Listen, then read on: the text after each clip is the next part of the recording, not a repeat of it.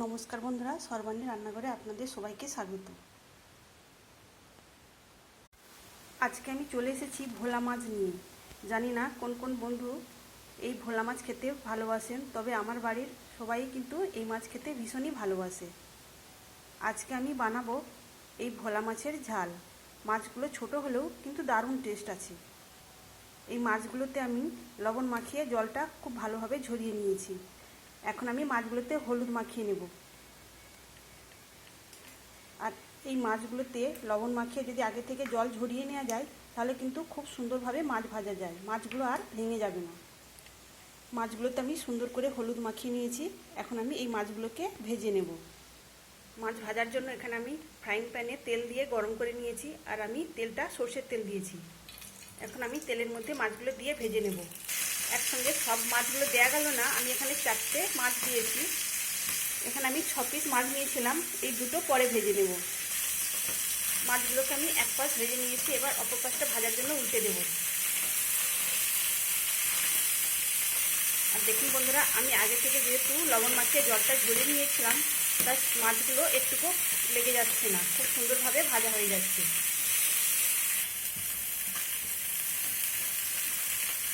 মাছগুলো আমি উল্টে পাল্টে ভেজে নিয়েছি। এখন এই মাছগুলোকে আমি তুলে নেব। বাকি মাছগুলোকে এখন আমি ভেজে নেব। সব মাছগুলোকে আমি ভেজে তুলে নিয়েছি। এখন আমি এই ভাজা মাছগুলো রান্না করে নেব। মাছ ভাজার তেলের মধ্যে এখন দিয়ে দিচ্ছি আমি কালো জিরা। জিরাটাকে আমি একটু ভাজা ভাজা করে নেব। এখন আমি এর মধ্যে দিয়ে দিচ্ছি একটা বড় সাইজের কুচানো পেঁয়াজ। পেঁয়াজটাকে আমি নাড়াচাড়া করে ভেজে নেব।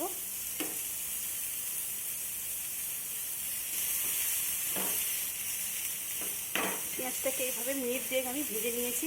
এখন আমি এর মধ্যে দিয়ে দিচ্ছি আদা বাটা 1/2 চা চামচ। আদা বাটাটাও আমি এই পেঁয়াজের সঙ্গে নেড়ে চেড়ে ভেজে নেব।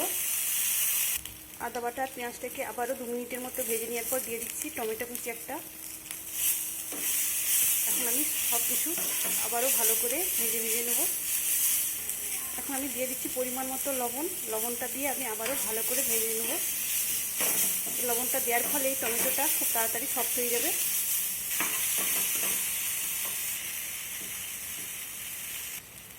সব কিছু আমি খুব সুন্দরভাবে কষিয়ে নিয়েছি। এখন আমি এর মধ্যে দিয়ে দেবো গুঁড়ো লঙ্কা, জিরা গুঁড়ো 1/2 চা চামচ, পরিমাণ মতো দিয়ে দিচ্ছি হলুদের গুঁড়ো। গুঁড়ো মশলা দেওয়ার জন্য সামান্য জল দিয়ে ভালো করে মশলাটাকে কষিয়ে নেব। তবে বন্ধুরা, এখানে আমি আমার মতো করে গুঁড়ো লঙ্কাটা ব্যবহার করেছি, তবে আপনারা যেমন ঝাল খেতে পছন্দ করবেন সেই মতো লঙ্কার পরিমাণটা বাড়িয়ে কমিয়ে দেবেন। এখন সব কিছু খুব সুন্দরভাবে কষিয়ে নিতে হবে।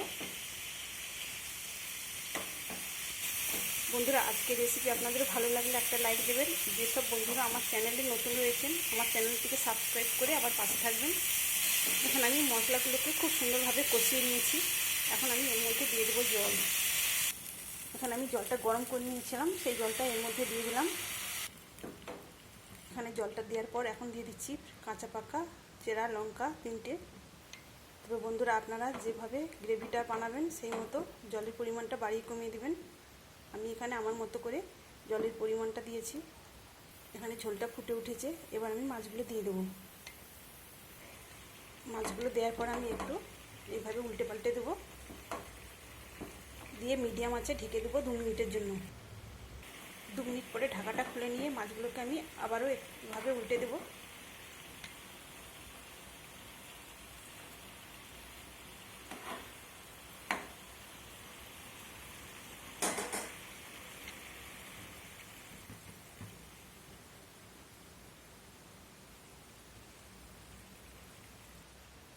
এখানে আমার রান্নাটা হয়ে এসেছে। তাহলে বন্ধুরা, আজকের রেসিপি আপনাদের কেমন লাগলো অবশ্যই কমেন্ট করে জানাবেন। গরম ভাতের সঙ্গে তো এই ভোলা মাছের ঝাল খেতে অসাধারণ লাগবে। আর সাথে যদি থাকে আমের ডাল আর আলু ভর্তা, সাথে একটা সবজি, তো আর কোথায় নেই, খাওয়াটা জমেই যাবে।